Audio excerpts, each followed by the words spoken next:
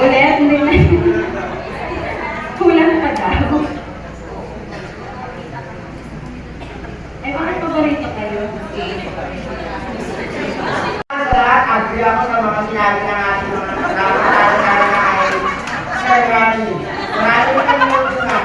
Pero hindi ko na kalimutan kahapon ay tungkol dun sa cyber harassment kung saan yung mga sagot natin sa level 10 ay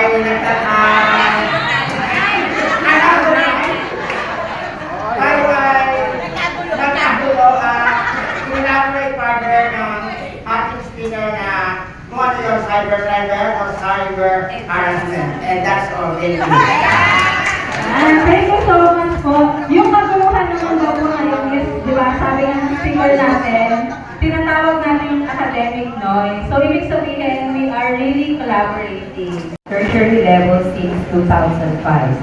She handled general, professional, education and major subjects at the college and has shared her pedagogical skills serving the students from different programs like PED, PSET, at BETELED. She also has shared her expertise and professional skills as review master for LEP and CSC, a community extensionist, a researcher too, with us this morning. Let us all welcome Dr. Maria Victoria S. Mateo.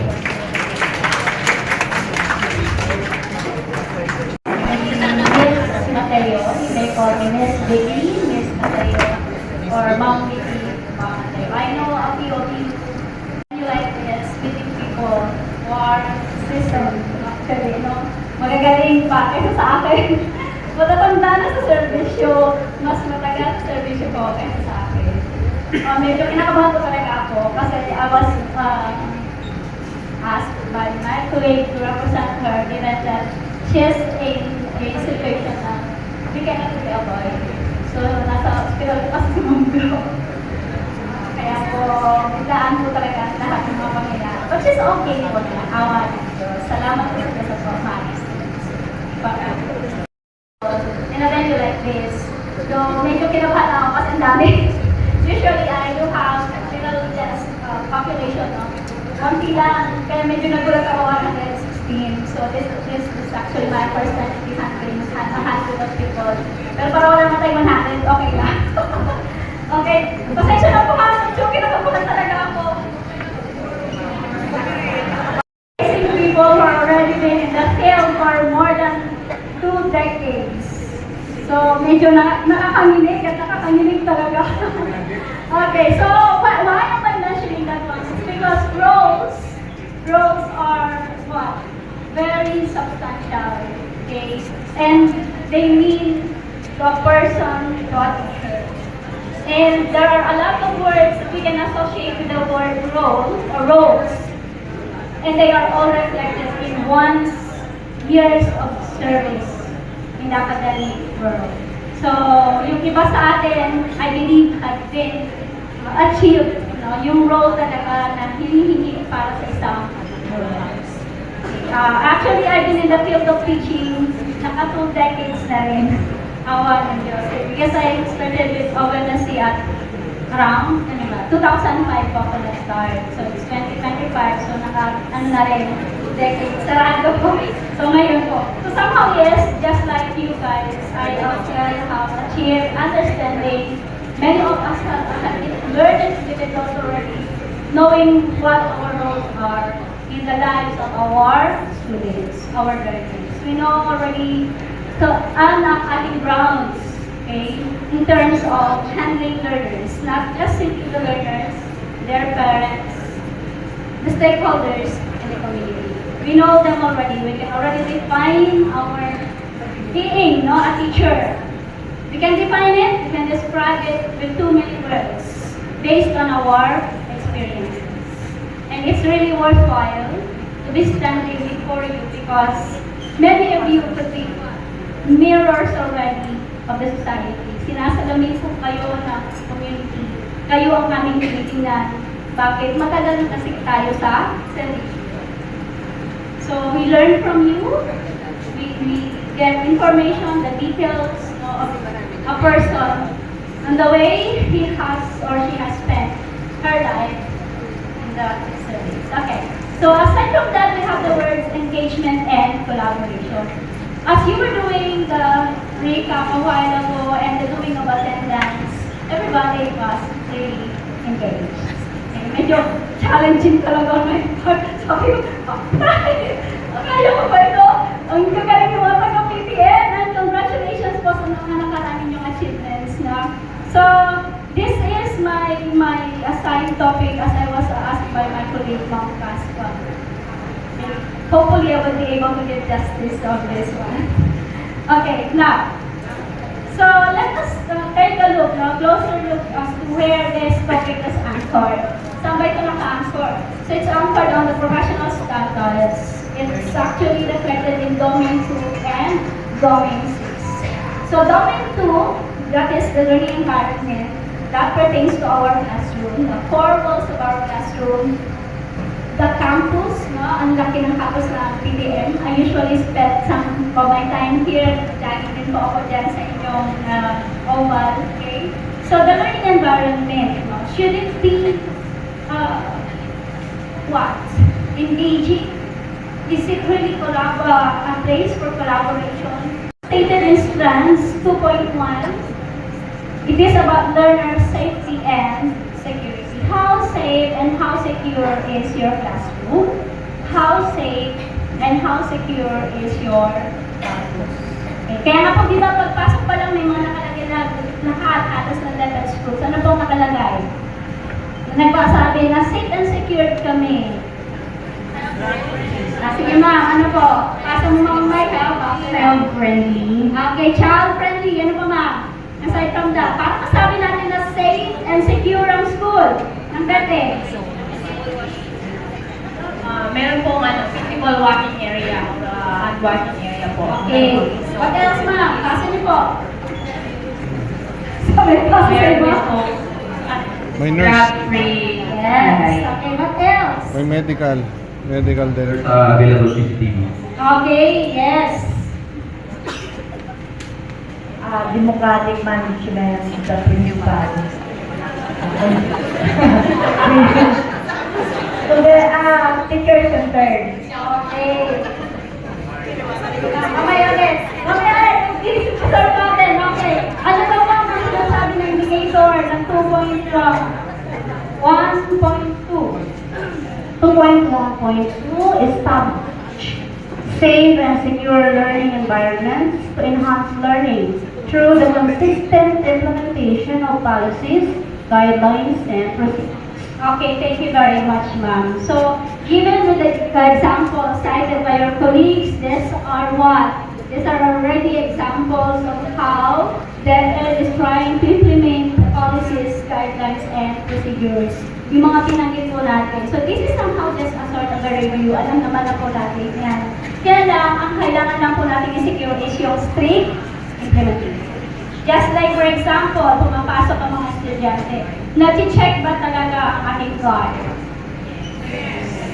O, iniisa-isa po ba ang mga bags? Kasi we do not know what our kids are doing inside the school or inside the classroom. And just recently, di ba, may mga balita tayo na sinaksak siguro, pinatay sigarito, and there are a lot of things that are happening. So, we would like to ensure safety and security. Okay, what else? We have here Domain 6, some more on community linkages and professional engagement. So, as stated na sa si Mike, tumakas na yung mic. Ay, akala ko. Ayun, si ma'am. Okay, ma'am, pagay sa mention po yung natin. Okay, basa po yung ating 6.1. Okay, Domain 6, 6.1, establishment of learning environment that are responsive to community context. Sige, ma'am, tuloy mo na. 6.1.2, maintain learning environment that are responsive to community context. Okay, so this is where our topic is anchored. Bakit po natin kailangan ng engagement and collaboration? Because this is really mandated. Nakasulat po yan sa PPSP. So these are all reflected in domains 2 and 6. Baka po kasi na hindi tayo nagkakaroon ng strict implementation. Mainam po na meron tayong review or refresher of this as there are a lot of things that are happening nowadays, given with lalo na no, yung influenced by the social media. So, for the session objectives, we are expecting that at the end of this session, we will be able to discuss the key roles of teachers, where they are identical. Hindi ko pa ha, they are identical. And the number of differences observed matches closely to the amount of your stress as you observe the dolphins. So, tingnan po natin, gaano ba kataas ang stress level nyo ngayong umaga. Ang ating mic, nasa na? Sige ma'am. Okay.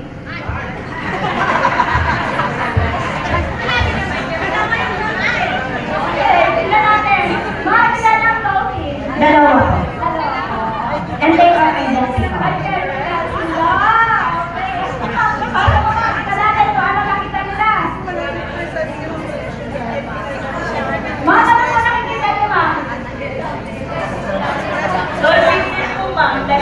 Okay, dolphin din, dalawa.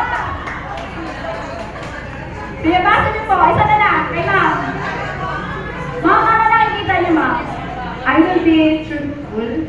I am seeing two jumping animals out of the water. One is dolphin and one is a cow. So meaning po, from your instruction, my stress level is 1,000%.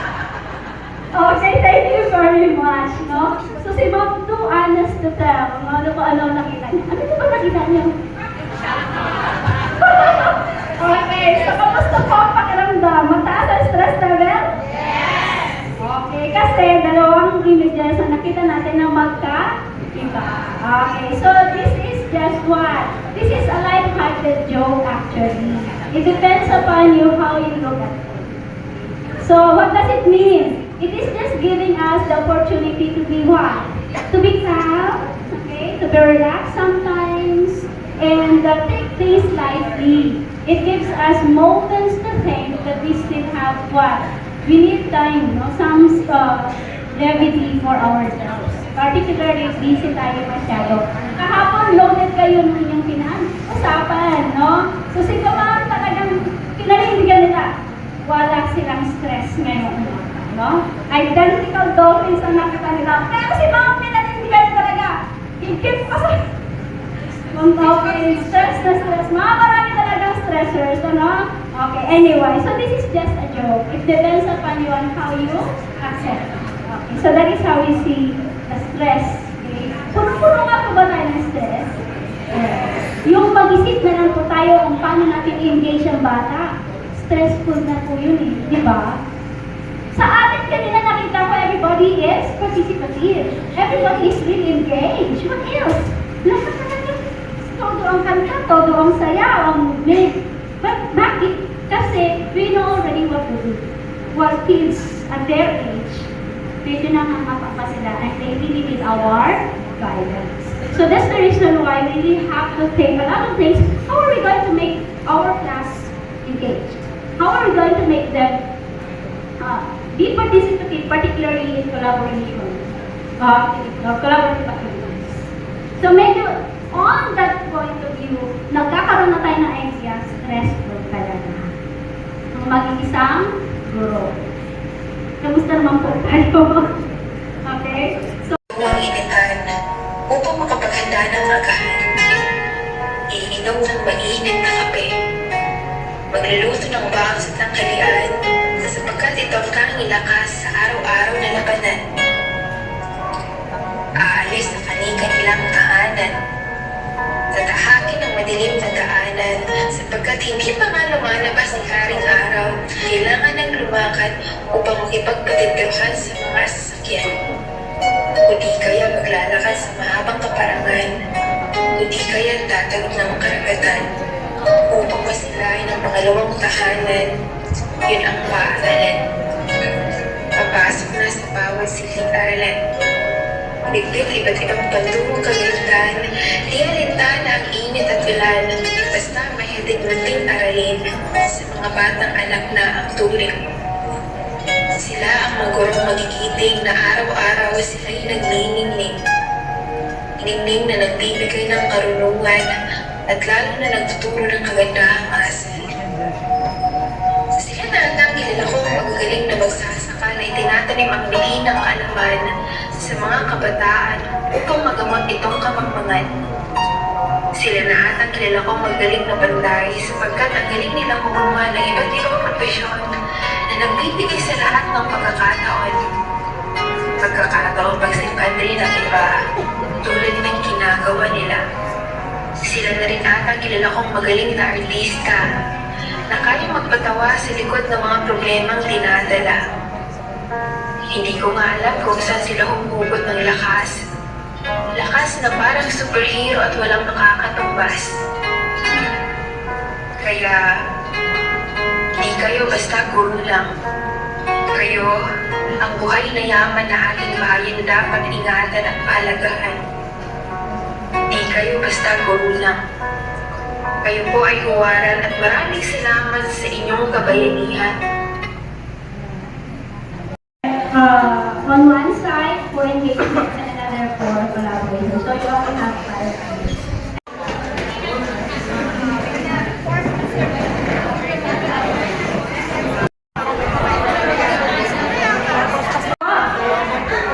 Wala pala. Palakpak po ako ng manitagos ah.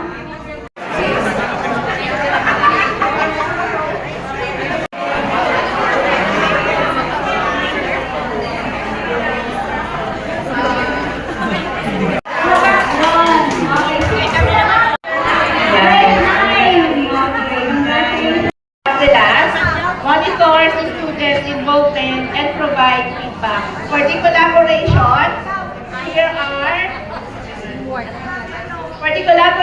we have here teamwork and group learning, organized group work and peer activities, facilitate communication, and we have support shared responsibility and connection. So we made the acronym for the word teacher. So we have here T for trust builder, E for encourager, A for active facilitator, C for connector, H for helper, E for evaluator, and R for role model. And for our collaboration, we made an acronym for the word mentor. So we have here N for motivator, E for enabler, N for network builder, T for team guide, O for opportunity creator, and R for reflective coach. That's all. Thank you. Then, we have for engagement, facilitator, motivator, role model, counselor, artist, and game master. And then for collaboration, we have evaluator, assessor, manager, supervisor, and leader. Yun lang po. Thank you. Our teacher as engagement. Number 1 is character builder. Next, innovator. The third one is mentor or a coach. Another is culture builder, and the last in our group is role model. On the collaboration side, we have facilitators of learning, second, interactive learning, and the last one is community linkages. Thank you.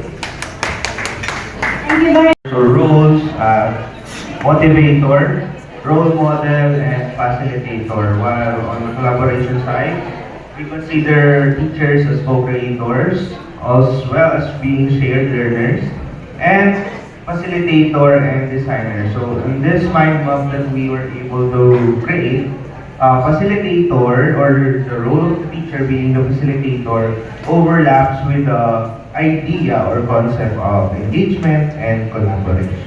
That's all. Thank you. Ang sa amin po, role of teacher sa part na engagement ay, of course, we are a sponsor. Minsan, madalas po, sa mga maliit na bagay na hindi natin nararamdaman na isi-share natin sa mga bata. be it in-kind or advice, etc. At dito po sa SECA, sa pangalawa po, we became most of the time a second parent. Given na po yan, basta tayo ay teacher, lalo na akong advisor. And confident, of course, kailangan makuha natin yung trust nila or yung yung walang ibang intention, kundi pagkatiwalaan tayo. And also, a friend. Pwede tayong maging friend nila, maging kung ano man yung pwede natin may offer na relationship, huwag lang po yung bawal. And journal, reflection, or diary. Yun nga po, yung pwede tayong mag-keep ng secret kapag kakatiwalaan tayo. At pagdating naman po sa collaboration, mentor tayo, evaluator, information disseminator, counselor, strategist, manager, designer, and facilitator. Yun lang po, thank you.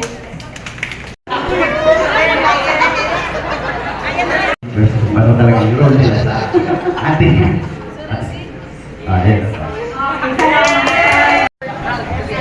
Okay, good morning po. As a teacher, we are proud of because we are the one who develop the skills and knowledge of the student inside the classroom. And the knowledge and the skills that we develop are never been taken in their life till the last day of their life.